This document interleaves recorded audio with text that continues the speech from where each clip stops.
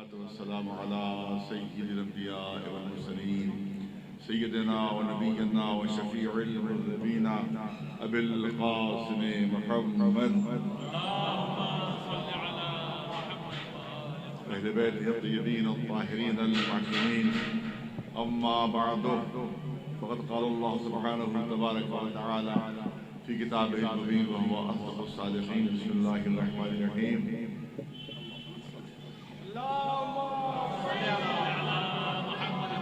والذي بعث في الأميين رسولا منهم يتلو عليهم آياته ويزكيهم ويعلمهم الكتاب والحكمة إن كانوا من قبل لفي ضلال مبين. صلوات بيت محمد وآل محمد. طبیعت بھی میری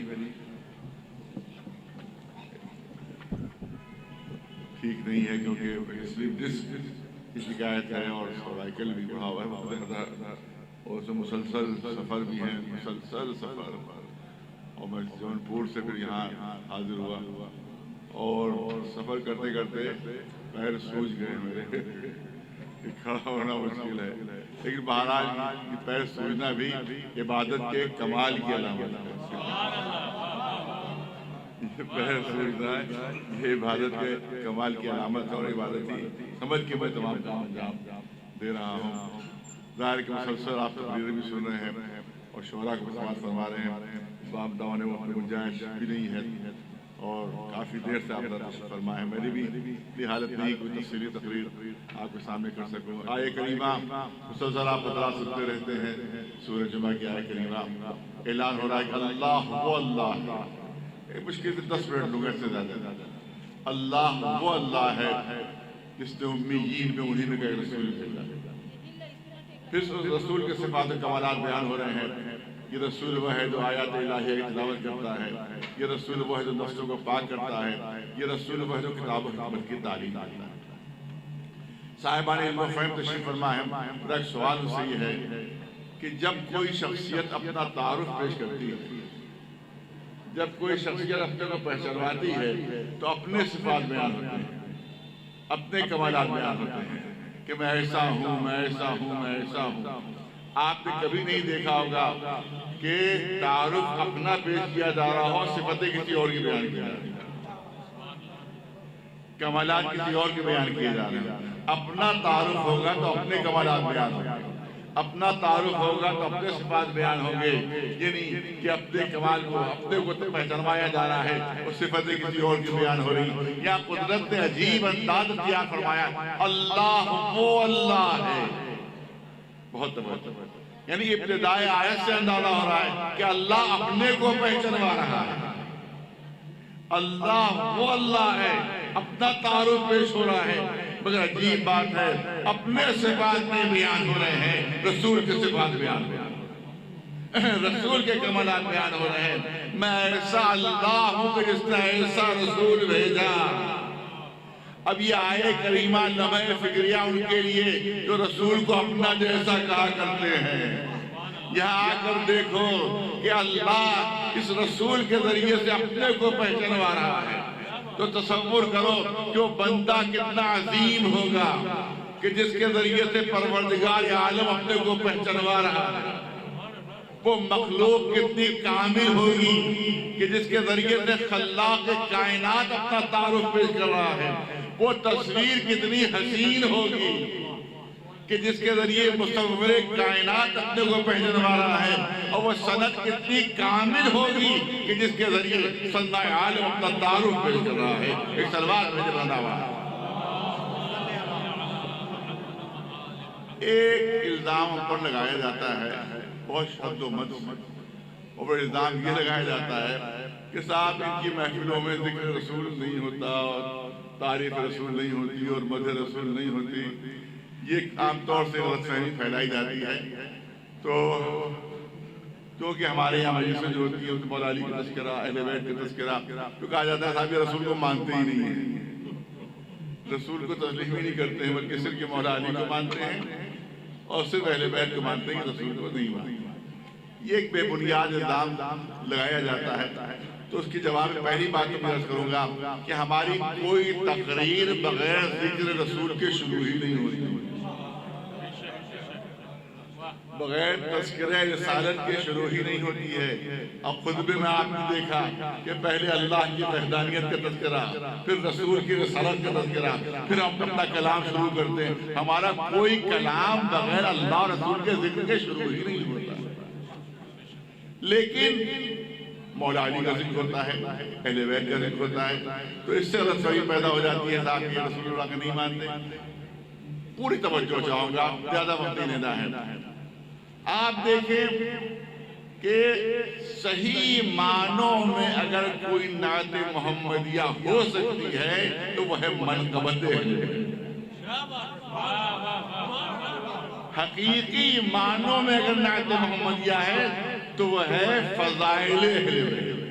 نہیں توجہ چاہوں گا، آپ کہیں یہ کیا چیز، ارے ذکر اہل بیت کہہ رہے ہو، کہہ رہے ہو یہ ہے نعت محمدیہ، تذکرہ اہل بیت کر رہے ہو، یہ کہہ رہے ہو کہ یہ ہے رسول کا تذکرہ، یہ کیسے ہو سکتا ہے؟ مثال میں چھوٹے چھوٹے بچے سمجھے، کسی ماہر فن مصور نے ایک حسین تصویر بنائی، وہ تصویر ہمارے سامنے آئی، ہم تصویر کی تعریف کرنے لگے، کتنی حسین تصویر ہے، کتنی خوبصورت تصویر ہے، کتنا اچھا خاکہ کھینچا گیا ہے، کتنے خوبصورت رنگ بھرے گئے ہیں۔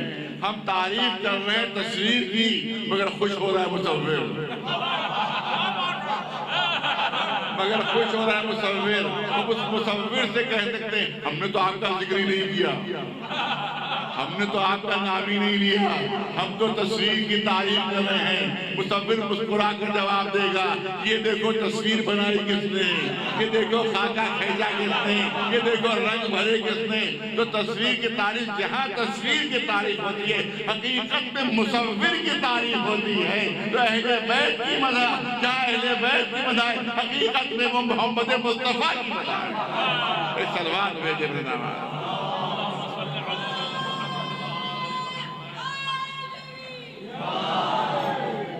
اب ایک جملہ نظر کرنا چاہتا ہوں صاحبانہ ذوق کے لیے کہ یہ دیکھو کس کی آغوش میں پرورش پائی ہے، جن کے کس کے کردار اور کمالات جو ان سے منتقل ہو رہے، بلکہ یوں کروں کہ ان کے کردار کے خاکوں میں جو فضیلتوں کے رنگ بھرے جا رہے ہیں وہ دست رسالت پاک سے بھرے جا رہے ہیں۔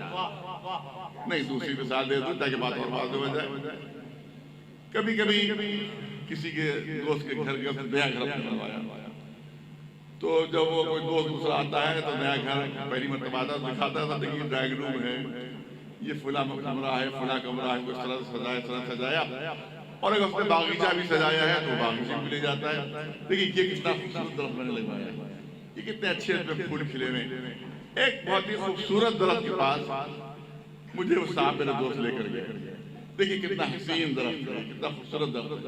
میں نے کہا ہاں کیا خوبصورت پھول ہیں اس میں۔ انہوں نے کہا صاحب آپ عجیب آدمی ہیں، آپ تو پھول کی تعریف کر رہے، درخت کی تعریف نہیں کر رہے ہیں۔ میں نے کہا کیا سرسبز و شاداب اس میں پتے ہیں؟ دیکھیے پھر وہی آپ نے غلطی کی، ارے درخت کی تو تعریف کیجئے، آپ تو پتوں کی تعریف کر رہے ہیں۔ میں نے کہا کہ کیا اچھی اس کی شاخیں ہیں، کیا اچھی اس کی شاخیں ہیں۔ کہا صاحب آپ تو درخت کا نام ہی نہیں لے رہے ہیں، آپ تو شاخوں کی تعریف کر رہے ہیں۔ میں نے کیا مضبوط اس کی جڑ ہے، جو ہے کہتے کہ پھر وہی آپ غلطی کر رہے ہیں، ارے درخت کی تو تعریف کیجئے، آپ تو پھول کی تعریف کر رہے ہیں، آپ تو پتوں کی تعریف کر رہے ہیں، آپ تو شاخوں کی تعریف کر رہے ہیں، آپ تو جڑ کی تعریف کر رہے ہیں۔ ارے آپ درخت کی تعریف ہی نہیں کر رہے ہیں تو میں ان سے کہوں گا تو مجھے اتنا بتا دو، اگر کسی درخت میں شاخیں نہ ہو، پتے نہ ہو، پھول نہ ہو، جڑ نہ ہو تو قابل تعریف بچے گا کیا؟ ایک سلوات میں دے رہتا ہوں۔ تو جب ہم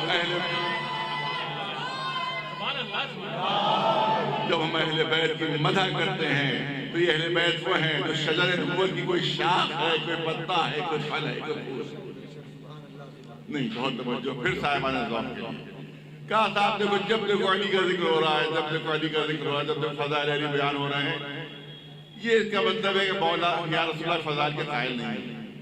بہت توجہ چاہوں گا صاحبانہ ذوق، پھر توجہ چاہوں گا۔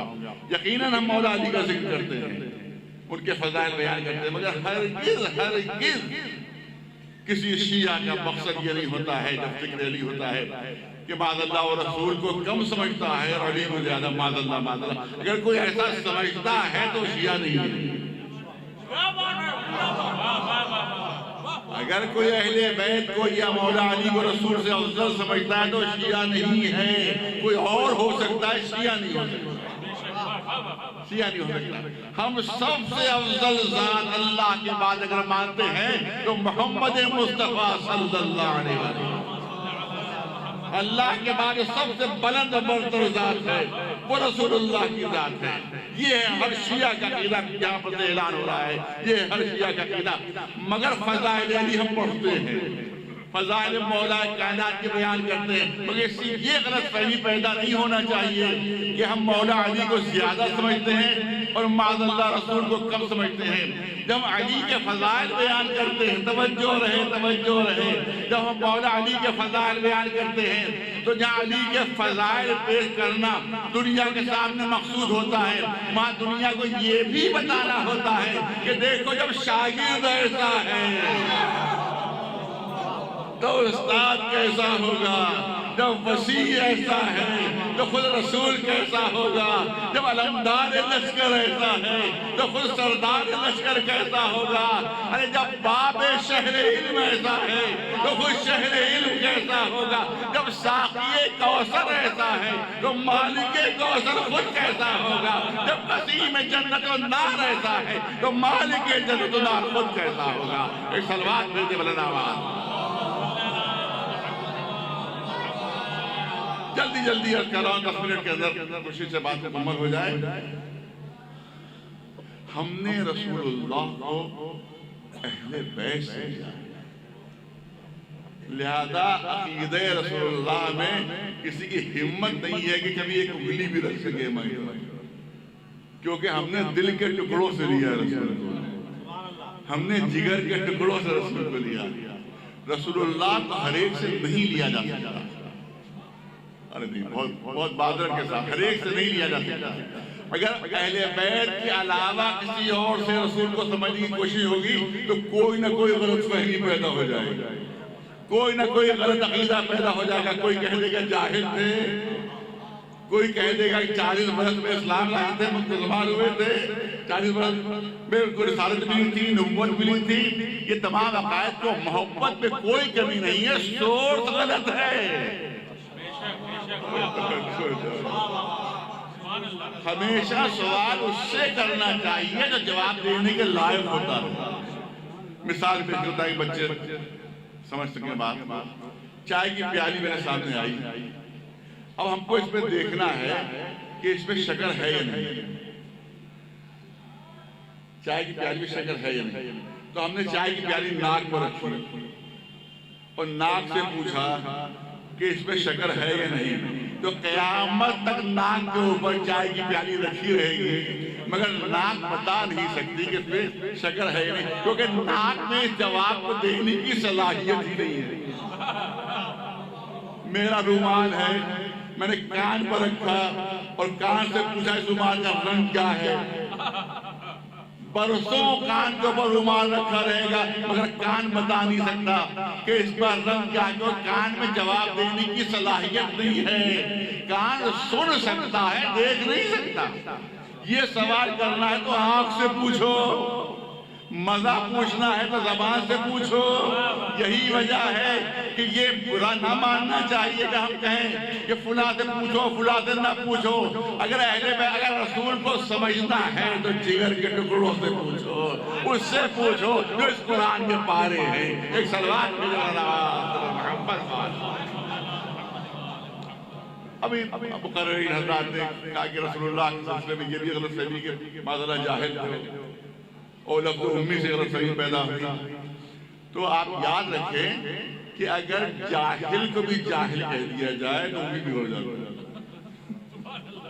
جہالت عیب ہے اور رسول وہ ہے جو ہر عیب سے بری ہے۔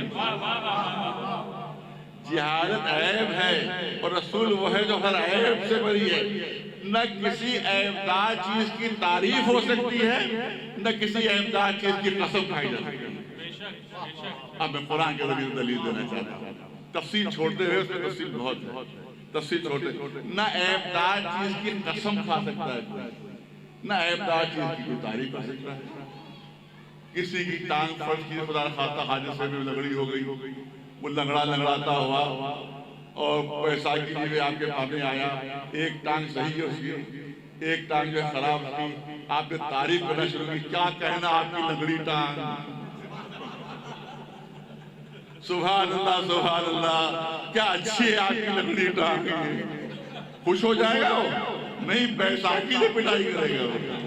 مذاق اڑا رہے ہو میرا مذاق اڑا رہے ہو؟ ارے ٹوٹی ٹانگ کی تعریف کر رہے تو کبھی عیبدار چیز کی تعریف نہیں ہو سکتی، نہ کسی عیبدار چیز کی قسم کھائی جاتی ہے۔ کسی کی بیچارے کی آنکھ ضائع ہو گئی، ایک کان، اس کی ایک آنکھ کانی ہے، آپ نے کہا آپ کی کانی آنکھ کی قسم، بہت خوش ہوگا وہ، بہت مسرور ہو جائے گا وہ۔ آپ کی کانی آنکھ کی قسم، وہ کہے گا بدھ والے کہ تمہاری دونوں آنکھیں پھوٹ جائیں، تم میرا مذاق اڑا رہے ہو۔ بہت توجہ ہے، قرآن سے مثال ہے، قرآن سے مثال ہے، جو رسول کی زندگی میں عیب نکالتے ہیں۔ کاش قرآن کو غور سے پڑھ لیا ہوتا، کاش قرآن کو غور سے پڑھ لیا ہوتا۔ قرآن میں قسم کھائی جا رہی ہے، لعمرک، اے رسول آپ کی پوری زندگی کی قسم، اگر پوری زندگی میں رسول کے گھر کا سب عیب ہوتا تو اللہ پوری زندگی کی قسم نہ کھا رہا ہوتا۔ قسم کھانا اس بات کی دلیل ہے کہ اللہ کی نگاہوں میں رسول کی پوری زندگی میں کوئی عیب نہیں ہے۔ ایک سلوات بھیجے برنامات، لا اقسم بہذا البلد، لا اقسم بہذا البلد وانت حل بہذا البلد۔ اور یہ مکہ اس لیے قسم کے لائق ہوا ہے کہ آپ کا وجود ہے اس میں، تو اللہ پورے وجود کی تعریف کر رہا ہے، تو اس کا مطلب رسول کے وجود میں کوئی عیب نہیں ہے، نہ زندگی میں کسی لمحے میں کوئی عیب ہے، کوئی قسم بھی کھا رہا ہے اور پورے وجود کی تعریف بھی کر رہا ہے۔ مولانا رضا امام صاحب نے اشارہ کیا کہ پوری کائنات میں منتخب کیا رسول کو۔ اب میں چاہتا ہوں تھوڑی سی اس کی تھوڑی تفصیل ہو جائے، ایک منٹ میں۔ دیکھیے، ہم کو بھی جب کسی چیز کو منتخب کرنا ہوتا ہے تو اپنی نگاہوں کی وسعت کے مطابق ہم اچھی سے اچھی چیز کو اپنی منتخب کرتے ہیں، اپنی نگاہوں کی وسعت کے مطابق ہر شے میں ہم اپنے لیے اچھی سے اچھی چیز کو منتخب کرتے ہیں۔ اگر گلے کا ہار بنانا ہوتا ہے تو سنگ موسیٰ اور سنگ خارا کا انتخاب نہیں کرتے، بلکہ حسین موتیوں کا انتخاب کرتے ہیں۔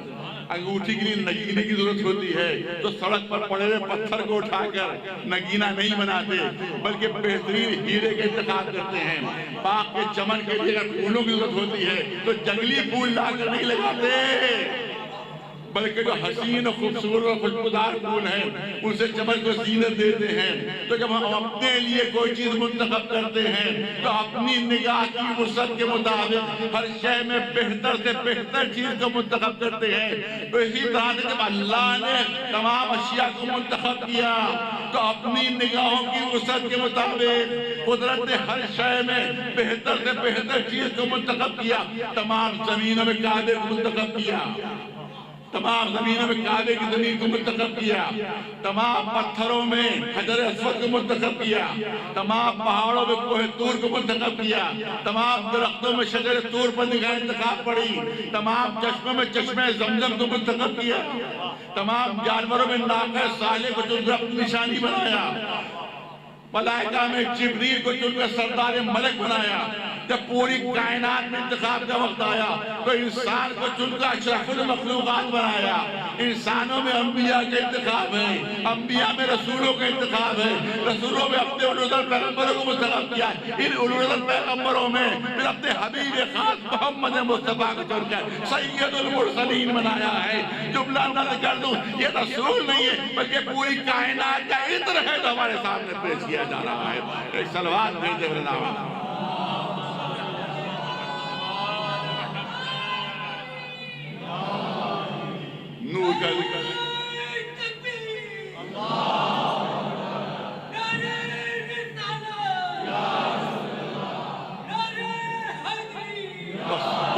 میرے پاس رہ گئے ہیں، 2-3 منٹ رہ گئے ہیں، اور تمام تفصیل کو چھوڑتے ہوئے رسول اللہ نور ہیں. یہ بھی بحث ہو رہی ہے کہ خاک ہے کہ نور ہیں. ان کے منہ میں خاک ہو جو رسول کو خاک کی سمجھتے ہیں. رسول اللہ نور ہیں، رسول اللہ نور. اول ما خلق اللہ نوری، اللہ نے سب سے پہلے میرا نور خلق فرمایا ہے. لیکن ایک نور کو خلق کر کے اللہ نے اس نور کے پھر 2 حصے کیے. اس نور کے 2 حصے کیے. ایک حصے کا نام رسالت ہے، ایک حصے کا نام امامت ہے. ارے صاحبان ذوق ہیں، جلدی جلدی پیش کر رہا ہوں، تفصیل چھوٹ رہی ہے، کیا کیا جائے وضاحت نہیں ہو پا رہی ہے. آپ دیکھیں یہ جو لاؤڈ اسپیکر کام کر رہا ہے، یہ جو آپ کو بلب جل رہا ہے، یہ کہیں مرکز سے نور آ رہا ہے، کہیں مرکز سے نور آ رہا ہے. جب مرکز سے نور چلتا ہے تو ایک ہوتا ہے. بہت توجہ ہے. جب مرکز سے نور چلتا ہے تو ایک ہوتا ہے. ہم تک پہنچتے پہنچتے 2 حصوں میں تقسیم ہو جاتا ہے، 2 تاروں میں تقسیم ہو جاتا ہے. جب تک وہ ایک نور 2 تاروں میں تقسیم نہ ہو قابل استفادہ نہیں ہو سکتا. یہ لاؤڈ اسپیکر جو چل رہا ہے تو 2 تار ہیں اس میں. یہ جو بلب جل رہا ہے اس میں 2 تار ہیں، ایک نہیں ہے، 2 تار ہیں. جو برکت سے چلا تو ایک تھا، ہم تک پہنچتے پہنچتے 2 حصوں میں بڑھ گیا، 2 تاروں میں بڑھ گیا. اب ایک بجلی کے ماہر نے ہم نے اس سے پوچھا کہ ان 2 تاروں کو کہتے کیا ہیں؟ تو ان کا نام ایک مائنس ہے، ایک پلس ہے. میں نے کہا بھائی کبھی تو سمجھ میں نہیں آ رہا ہے، تو اور بہتر بتائیے. کہا ایک نیگیٹو ہے، ایک پازیٹو ہے. ہم نے بھائی اب بھی سمجھ میں نہیں آیا، ذرا اور کچھ سہل کر کے بتا دیجیے، ذرا کچھ اور آسان کر کے بتائیے. تو انہوں نے کہا کہ اس سے زیادہ آسان نہیں ہوتا. ایک ٹھنڈا ہے، ایک گرم ہے. اس سے زیادہ میں آسان نہیں کر سکتا. ایک ٹھنڈا ہے اس میں، ایک گرم ہے. تو جب یہ مصنوعی نور چلا مرکز سے، جب 2 حصوں میں بٹا تو ایک ٹھنڈا ہے، ایک گرم ہے. جب حقیقی نور چلا مرکز سے، اللہ نے جب اس کو 2 حصوں میں بانٹا تو ایک کو ٹھنڈا رکھا، ایک کو گرم رکھا. جس کو ٹھنڈا رکھا اس سے سند دی وَمَا أَرْسَلْنَاكَ إِلَّا رَحْمَةً لِلْعَالَمِينَ. اور جس کو گرم رکھا اس سے سند دی لَا فَتَحَ إِلَّا عَلَيْكَ لَا سَيْفَ إِلَّا ذُو الْفِقَارِ.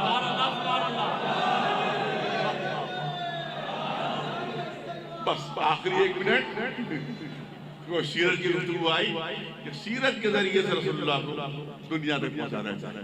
آئیے دیکھیں سیرت کی ایک واقعہ، صرف ایک واقعہ 1 منٹ کے اندر.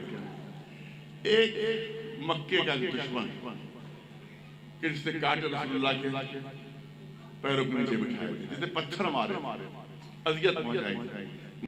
کام سے آ گیا رسول اللہ ہجرت فرمائے، مدینے میں تشریف فرمائے. اس تو دن بھر کام تھا، دن بھر کام کیا. اب کام میں اتنا مصروف رہا کہ رات ہو گئی. اب رات کو مناسب نے سمجھا کہ دوبارہ میں سفر کروں. مکے کے تقریباً آج کے حساب سے 500 کلومیٹر کے فاصلہ مدینہ منورہ مکہ معظمہ سے. اب ظاہر کہ آج تو اتنی آسانیاں اس زمانے میں صحرا تھا، اس زمانے تو ریگستان تھے. تو اس نے کہا بھئی یہاں رات بھر آرام کر لوں مدینہ منورہ میں اور صبح ہوتے ہوئے روانہ ہوا. لیکن عجیب ہوئی، جس گھر میں جاتا ہے کوئی بھی اپنا مہمان بنانے کے تیار. یہ دروازہ کھٹکھٹایا، وہ دروازہ کھٹکھٹایا، وہ دروازہ کھٹکھٹایا. ہر ایک نے معذرت کر لی کہ میرے گھر میں گنجائش نہیں، آپ کہیں اور جائیں، آپ کہیں اور جائیں. دروازے کھٹکھٹاتے کھٹکھٹاتے اس دروازے پر پہنچا کہ جس میں رحمت للعالمین تشریف فرما. دروازہ کھٹکھٹایا، رات دیر ہو چکی تھی. رات پہلے گھومتا رہا طرف، کہیں نہیں ملی تو آخر پہنچا. رسول اللہ دروازہ کھولا، ایک دوسرے کے چہرے پر نگاہ پڑی. رسول نے اس کو پہچانا، اس نے رسول کو پہچانا. رسول نے فرمایا کیا بات ہے، اتنی رات گئے یہاں پر کیوں آئے ہو؟ اب مجبوروں سے کہنا پڑا ارے کوئی مجھے پناہ نہیں دے رہا ہے، مجھے صبح روانہ ہونا ہے، اتنی دیر ہو گئی پناہ تلاش کرتے کرتے، کوئی پناہ نہیں دے رہا ہے، کوئی اپنا مہمان نہیں بنا. رسول نے فرمایا آ گھر کے اندر فوراً بستر کا انتظام، بستر پر بیٹھ جاؤ. بھوک لگی ہے؟ ارے بھوک کی کیا بات ہے، ٹہلتے ٹہلتے معدے کی بری حالت ہو گئی ہے، ایک دانہ منہ کے اندر نہیں ہے. اچھا رکو، رسول اللہ نے کسی بھی اپنے خادم کو دکھایا نہیں، رات خود گئے، 7 بکریاں تھیں رسول اللہ کی خدمت، ایک بکری کا دودھ دوہا، اپنے ہاتھ سے پیچھے پیش کیا، اس نے پی لیا، کہا اور بھوک لگی ہے؟ کہا ہاں اب تو اور ہے۔ دوسری بکری کا دودھ دوہا، وہ بھی پی گیا، اور چاہیے؟ کہا ابھی تھوڑی سی بھوک اور ہے۔ 7 بکریوں کا دودھ پی گیا، 7 بکریوں کا دودھ پی گیا۔ رسول فاقے سے لیٹے، دشمن کو کہ جس نے ہمیشہ اذیت دی تھی 7 بکریوں کا دودھ پلا دیا۔ اب وہ بستر پر جو لیٹا، بستر پر لیٹا سونے کے لیے، مگر ضمیر جاگ اٹھا۔ مہی تو تھا جو ان کو پتھر مارا کرتا تھا، مہی تو تھا کہ جو ان کو اذیتیں دیا کرتا تھا، مہی تو تھا جو ان کے راستے میں کانٹے بچھایا کرتا تھا۔ یہ پہچان گیا مجھے، مگر ایسا بہترین سلوک جب میرے ہم مذہب تھے انہی نے پناہ نہیں دی، جس کو میں نے اتنی اذیتیں دی اس نے مجھے پناہ دی، اس نے پناہ دی۔ صبح نمودار ہوئی، رسول اللہ تشریف لائے، کہا کہ بھئی آرام سے سوئے؟ کہا میں آرام سے سویا ہوں۔ کہا کہ اب کیا جاتے، بھوک لگی ہے؟ کہا بھوک تو لگی ہے، لیکن ایک میری بات مان لیجیے، آپ دودھ بعد میں پیش کیجئے گا، کلمہ پہلے پڑھا۔ کلمہ اس نے ادا کیا، کلمہ پڑھا، اس کے بعد رسول اللہ نے ایک بکری کا دودھ دوہ کر اس کو دیا، اس کے بعد نے پی لیا۔ کہا اور چاہیے؟ کہ نہیں پیٹ بھر گیا۔ ارے توجہ رہے، پیٹ بھر گیا۔ رسول نے مسکرا کر کہا ارے رات کو تو 7 بکریوں کا دودھ پی گیا تھا، اس وجہ میں پیٹ بھر گیا۔ کہا پہلے پیٹ کفر پیٹ میں سمایا ہوا تھا، لہذا پیٹ بھرتا ہی نہیں تھا، اب ایمان آ گیا ہے، بس اتنا ہی کافی ہے۔ یہ ہے سیرت مبارک حضور سرور کائنات محمد مصطفیٰ صلی اللہ علیہ وسلم۔ میں مبارکباد دیتا ہوں ہم لوگوں کو، انہوں نے اس حسین و خوبصورت محفل کو سجایا ہے، اور خدا دعا ہے ان کے لیے کہ پالنے والے کو دینی اور دنیاوی دونوں طرف کیا عنایت فرمائے۔ جو حاضرین بلد یہاں پر ہیں ان سب کی جائز دلی تمنا ہے، پالنے والے جو واسطہ ہے محمد و آل محمد علیہ السلام کا، کہ ہم سب جو جائز دلی تمنا ہے ان کو پورا فرما دے، جہاں جہاں مسلمان ان کی حفاظت فرما، خصوصیت سے جو دوستداران محمد و آل محمد علیہ السلام ہیں ان کی جان و مال و عزت و آبرو محفوظ و محفوظ ہے۔ آلے والے تیری بارگاہ میں خصوصی دعا یہ ہے کہ اسرائیل کو جلد جلد صفحہ ہستی سے مٹا دیتا ہے، پالنے والے اس کے شر سے سارے مسلمان محفوظ ہو جائے، پرچم اسلام سربلند رہے، پرچم کفر و نفاق سرنگوں رہے، پالنے والے دنیا سے دہشت گردی ختم ہو جائے، پالنے والے جو ملک دہشت گردوں کی سرپرستی کر رہے ہیں، پالنے والے ان کی اصلاح فرما، اگر لائق اصلاح نہیں ہیں تو ان حکومتوں کو تبدیل فرما دے تاکہ وہاں اچھے لوگ حکومت کے اوپر آ جائیں۔ پالنے والے ہمیں اس وقت دنیا سے نہ اٹھانا جب تک محمد و آل محمد علیہ السلام ہمارے کردار ہمارے عمل سے راضی نہ ہو جائیں۔ پالنے والے ہمارا آخری امام کے حضور میں تعجیل فرما اور ہم کو ان کے غلام ہو جائے، ساروں میں شمار فرما۔ ان اللہ ملائکتہ یصلون علی النبی یا ایھا الذین آمنوا صلوا علیہ وسلموا تسلیما۔